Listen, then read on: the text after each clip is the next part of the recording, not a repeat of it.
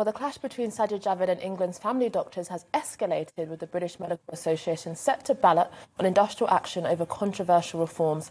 GPs have reacted with fury to a package of proposals put forward by the NHS England and Mr Javid, aimed at improving patients' access to care, but which doctors believe will name and shame surgeries if they do not carry out enough face-to-face appointments. Well, the package was rejected by the BMA's England GP committee at a meeting yesterday, and doctors have been urged by the union not to comply with the, quote, very worst aspects of the Health Secretary's plan. For more on this story, we are joined by GP Dr Laurence Gerlis from Same Day Doctor.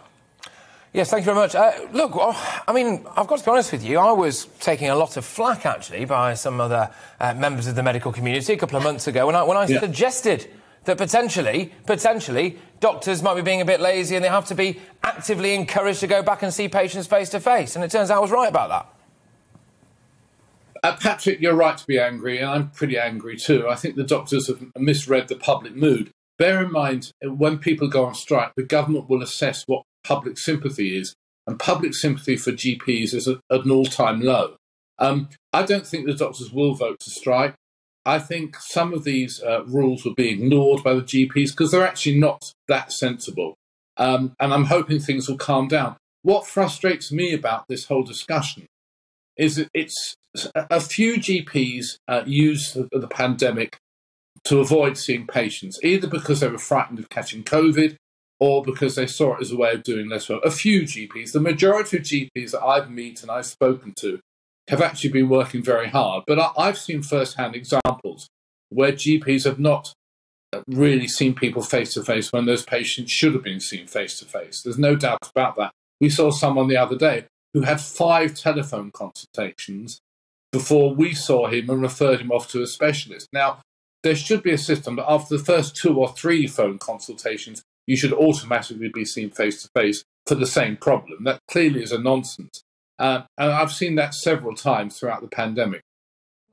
What's wrong about this situation is it's developed into face-to-face consultations are good and phone consultations are bad, which is a binary and false division between those two types of consultations. Some of our patients that we ask to come in, they say, no, actually, I only want a phone consultation, and they only need a phone consultation. And that should be applied throughout general practice in any case.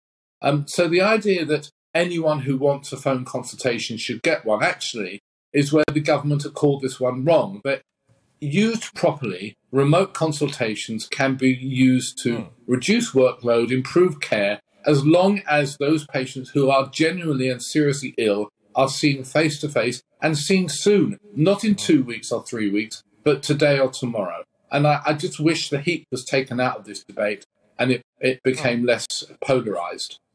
But Dr Gerlis, what is the rationale from the GPs? I mean, it does seem like very strong measures for Mr Javid to be taking to effectively what they're describing to name and shame them. What is this tension between the government and many GPs right now? I think the GPs have got the hump. Listen, the BMA sounds like a learned medical body, and it is, but it's basically the doctors' trade union.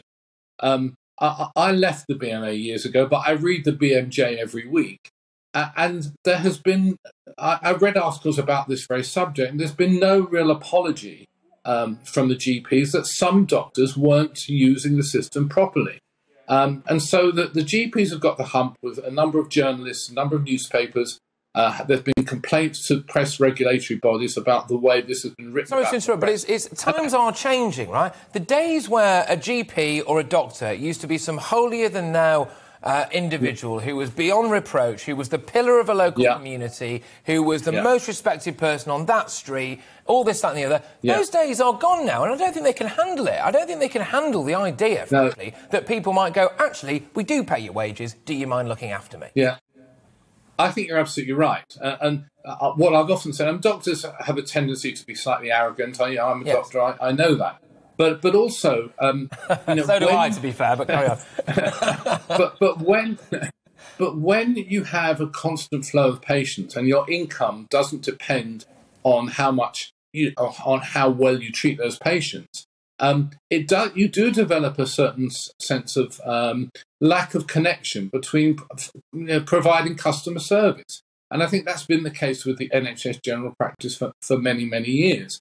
And I agree with you. I think we've got to move into the 21st century and realise that patients deserve better treatment. And even before the pandemic, you couldn't get in to see face-to-face GP for, 2-3 weeks in many cases. It's not as if this is a new problem. This has been going on for a while.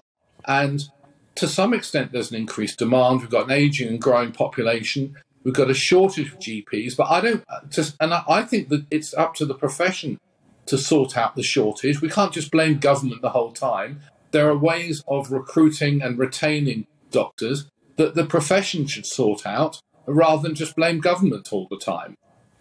Okay, so how do we heal this division? You're saying that some GPs have a hump, and then obviously they're disagreeing strongly with the government. How do we heal this division?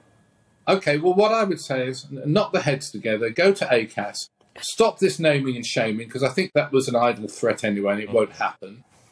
Recognise that some patients will be happy with a remote or phone or video consultation. Don't set targets for it, but try to say that the doctors should do as many face-to-face consultations as are needed, and ideally those patients should be seen within 7 days. We need to stop all this business that you have to phone the receptionist at 8 a.m. in the morning because they keep a certain number of appointments back. It's all crazy for the patients. I just think that GPs should learn to be more customer-facing and satisfy the needs of the patient. But I think the government should remove the idle threat and not set targets. You can't set a target for face-to-face consultations because actually we've got the technology for remote consultations. Patients like it.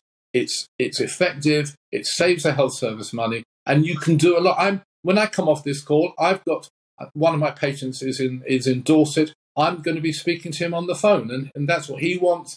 I can sort him out. I can prescribe for him. He's not in London at the moment, and so remote consultations are not bad. They can be very good, but they can also be misused by GPs as a way of not seeing seriously ill patients.